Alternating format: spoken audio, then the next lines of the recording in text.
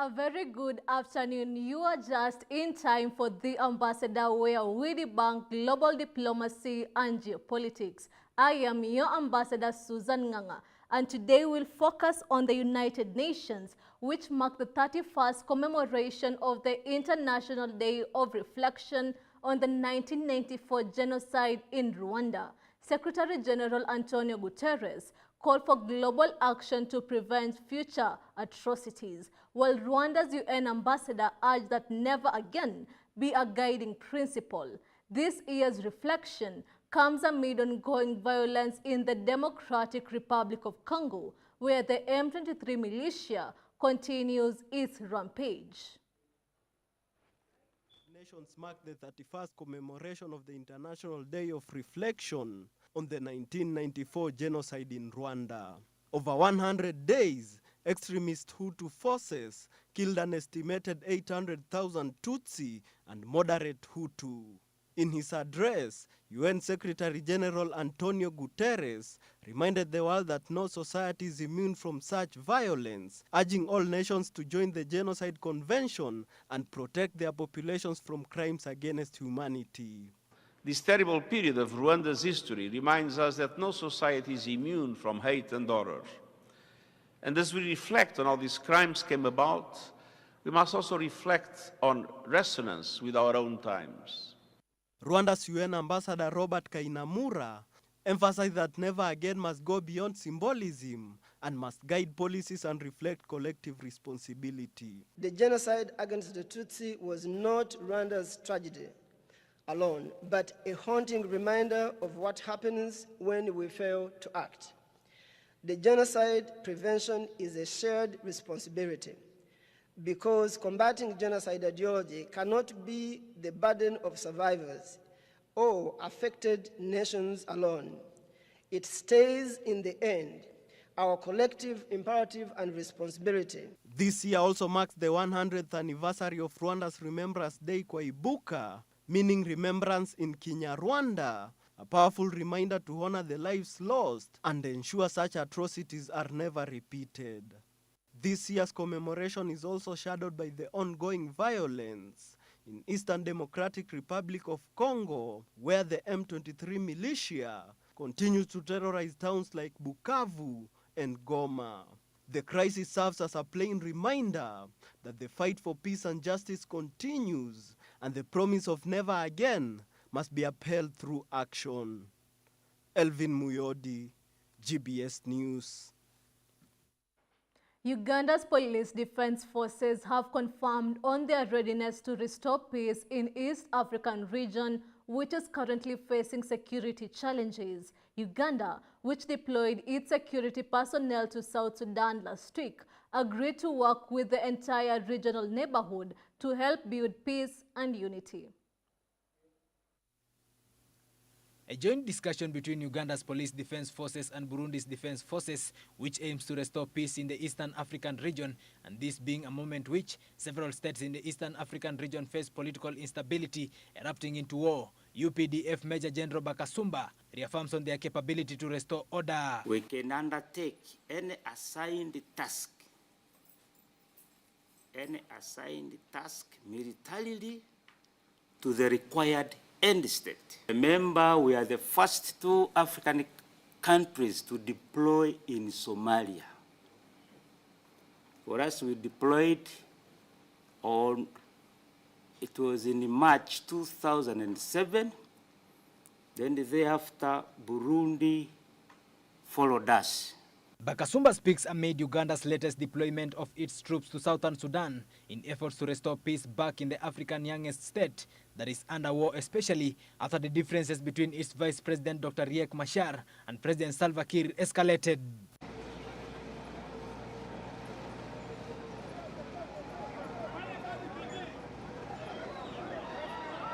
The peace at the East African region is at the crossroads due to the increasing rates of instability as experienced in Congo, Sudan, Somalia, South Sudan, and the Cold War that is currently emerging between Rwanda and Burundi.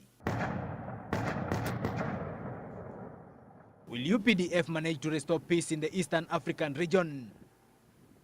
Do they have the capacity?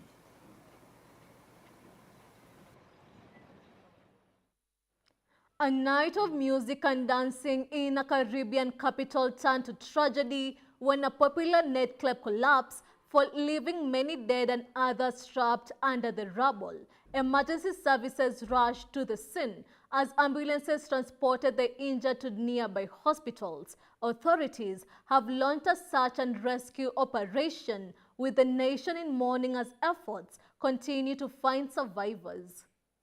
At least 98 people have been confirmed dead, with over 160 others injured and others trapped under the rubble after the roof of the Jet Set nightclub in Santo Domingo, Dominican Republic collapsed. Among the victims were prominent figures like former MLB players, as well as Nelson Cruz, the governor of Monte Province. Emergency services quickly responded and authorities launched a search and rescue operations, with the cause of the collapse still under investigation. As the scale of the disaster became clear at dawn, anxious relatives gathered hoping for news of their missing loved ones.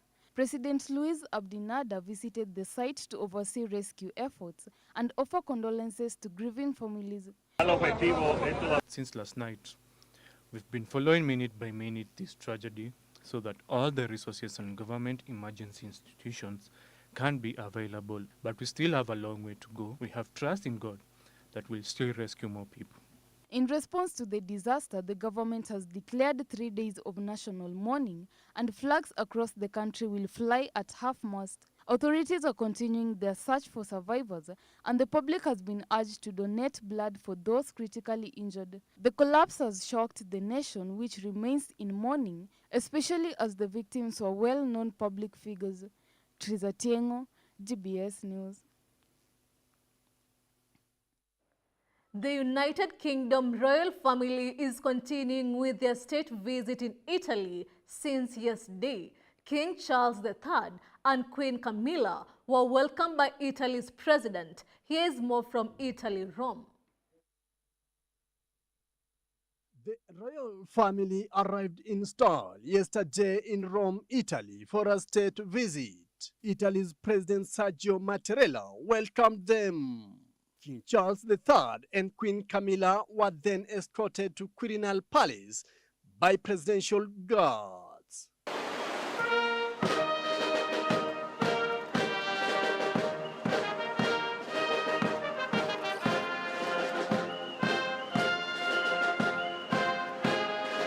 The pair visited the tomb of the unknown soldier and the Colosseum, where they laid a wreath. The United Kingdom King and Queen met school children as crowds cheered them along the way. Today, President Mattarella will host a state barbecue for the duo, who will be celebrating their 20th wedding anniversary. So you were here for, is it a 3 year or 4 years? 2 year post for the army, so no need to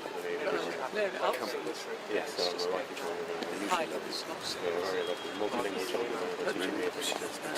Victor Udin, the ambassador.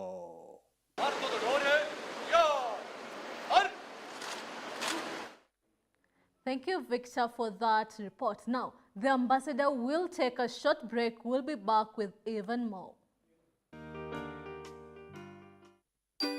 Are you all happy to see me? Yes, I'm also very happy to see you. We're going to make, ta-da, a banana milk package.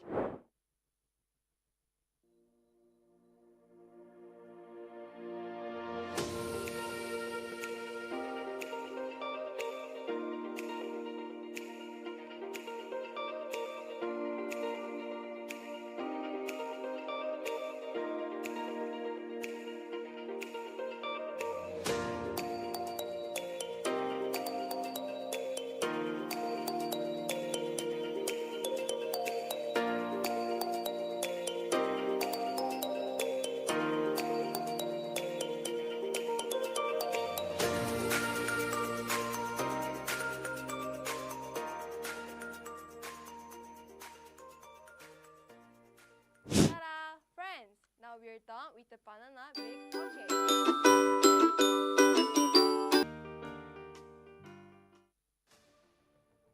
Anza wiki yako kwa njia sahihi kwa GBS Jumatatu. Niko nawe hadi mida ya saa 4 asubuhi. Kwanza niseme asante kwa kuzidi kufuatilia na kutazama vipindi vyetu ambavyo huwa tunakuandalia hapa ndani ya GBS TV Jumatatu. People are now seeing the money that have been given to church as a bribe. Jiunge nasi kila Jumatatu asubuhi kuanzia saa 1:30. Nimesikia mwenzangu akifanya hesabu hapo ya vile ambavyo miungano zitakuwa. Ruto is going to fail whether with Raila or without Raila. Kuna mahali anakosea akisema ati Raila na Ruto wataungana. Hakuna kuungana iko hapo, ndugu yangu, aje nikwambie ukweli. Hadithi za kunoga. Ukiangalia Wakenya, wananchi wa Kenya, pia hao maisha yao imedhulumiwa kwa kuongezwa kwa taxes, ziko very high taxes. So the statement by the Rigathi Gachagua is just statement ya kumcheck that we can see you you can see between the lines. Na mazungumzo yenye nguvu ya kukuletea utulivu kwa wiki yako. Ati Raila ataingia UDA. Hawezi, sababu nasema hivi mheshimiwa, ikiwa Raila itakuwa, mimi naona itakuwa hadi saa 4 za asubuhi kwa majadiliano ya kusisimua. Mheshimiwa Rais William Samoei Ruto ajue ya kwamba sasa yeye ni president wa Kenya. Sio mambo ya kufanyia wana Kenya mzaha. Kupoteza biashara kwa siku moja katika CPD, nafikiria ni jambo ambalo ni rahisi. Usikose, ingia kwenye GPS TV. Anza Jumatatu yako kwa kusudi. if the government does not spend, my brother, hakuna maendeleo inaonekana, hakuna barabara zinatengenezwa, hakuna dawa kwa hospitali, my friend, economies will not grow. Tuonane panapo majaliwa yake Mwenyezi Mungu. GPS Jumatatu, palipo mjadala wa leo na mwelekeo wa kesho. What is always before you but can't be seen? Kudiscover talent. Kudiscover. Ulijuangaje like unaweza imba, like yeah. Kini Trace Jumi Kipchoge kwa ngoma na mfala wananidis na wanabonga kwa ngoma, mafanjo wananipenda ndo nazidi kwa roga, wenye walenjaribu manze walishachoka na niko zabe meditation naendelesha generation niliofanya Wewe at 1 year old ulikuwa unafanya nini? You're feeling the vibe. Ulitoa a few days ago, unaweza taka utuambie like ulikuwa unafikiria nini when you came up with the lyrics? Yeah. So I'm doing my thing. Don't try and stop me when I'm doing my thing. I'm trying to boss, let me do my thing. And if you're trying to win, you can be on my team. Yeah, so I'm doing my thing. Don't try and stop me when I'm doing my thing. I'm trying to boss, let me do my thing. You feel like you're young at heart, I'm an old soul. If you could only listen to one singer or band for the rest of your life, who would you choose?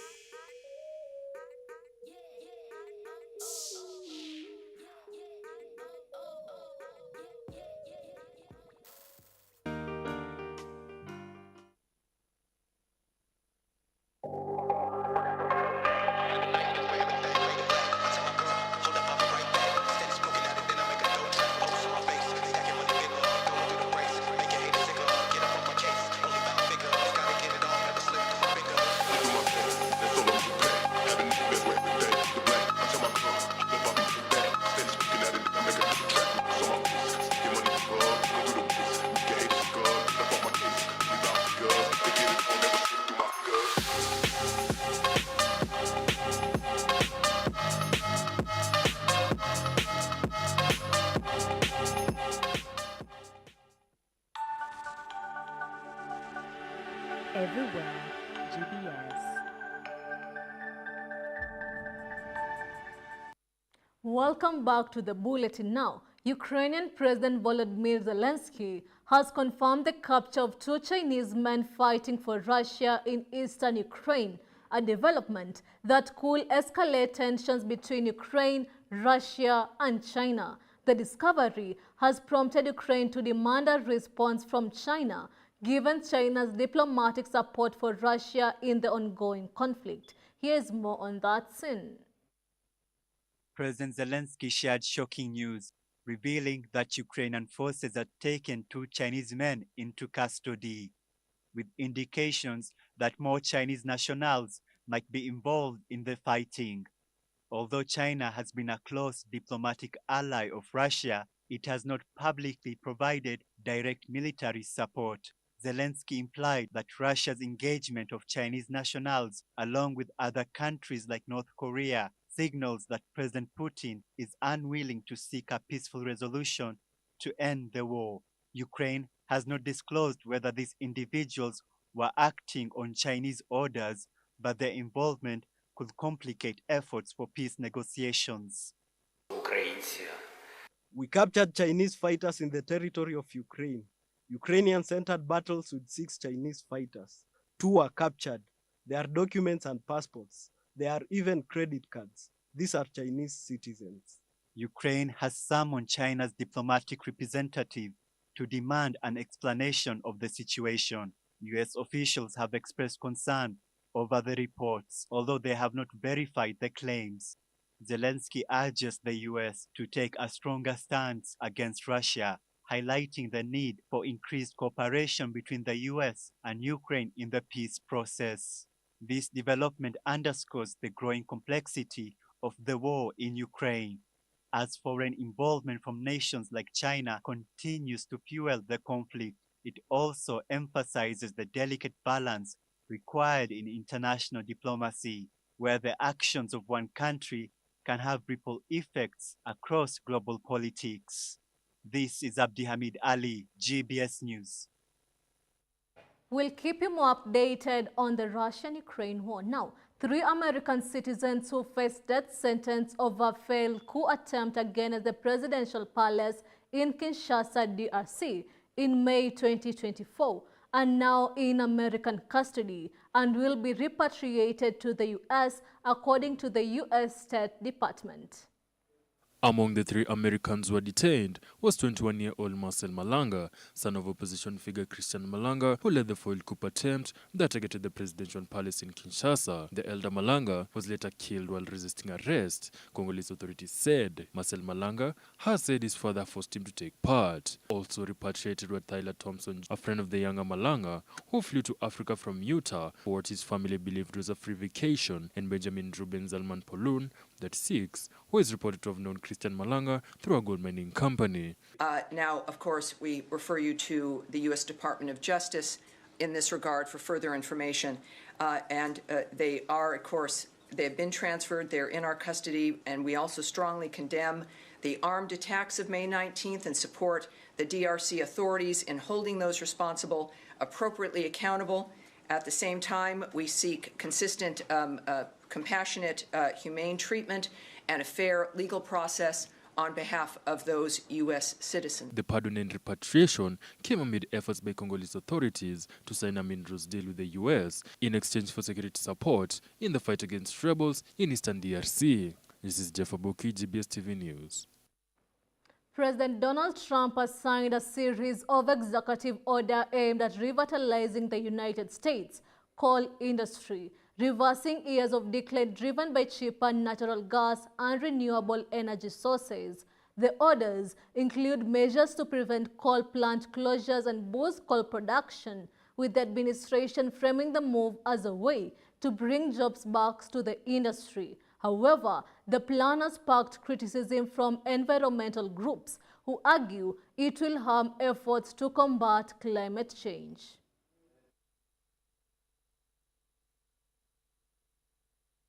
Consumers. And we're going to put the miners back to work, and I said I was going to do this, and I've said it loud and clear, and it's time to do it. President Donald Trump signed a series of executive orders aimed at reviving the United States coal industry, which has seen a significant decline in recent years due to competition from natural gas and renewable energy sources.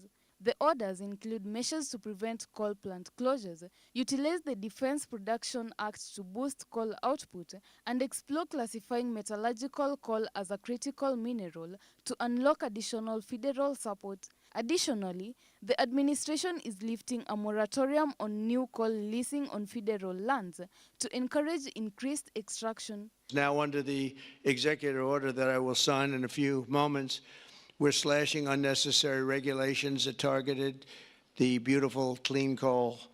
We will rapidly expedite leases for coal mining on federal lands. and we'll streamline permitting. We will end the government bias against coal, and we're going to unlock the sweeping authorities of Defense Production Act, the Defense Production Act, to turbocharge coal mining. These actions are positioned as a way to bring back jobs to the struggling coal workforce, which has shrunk from 70,000 to 40,000 over the past decade.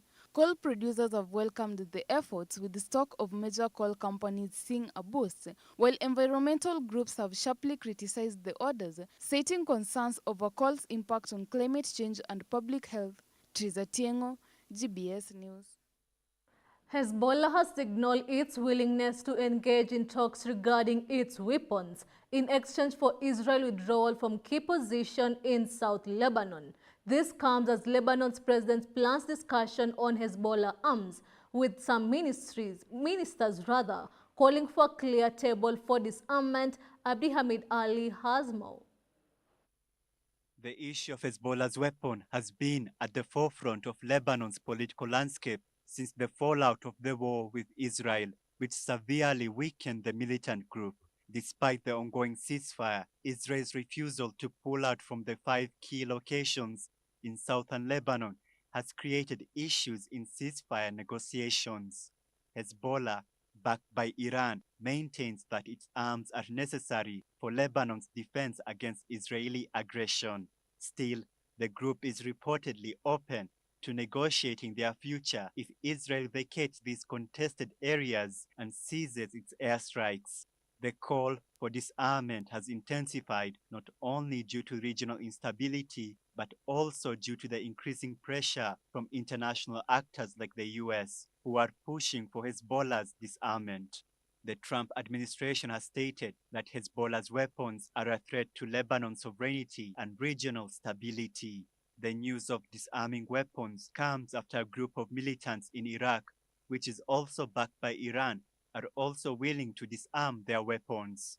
The delicate balance between security and sovereignty continues to be a source of tensions, and the coming weeks may determine whether diplomacy can overcome years of divisions and unrest. This is Abdihamid Ali, GBS News. And that's all for today at The Ambassador. Thank you for joining us as we uncover the latest developments, and we'll continue to bring you more updates as they develop. Remember, this is The Ambassador, where we debunk global diplomacy and geopolitics. I have been your ambassador, Susan Nganga. Have a good afternoon.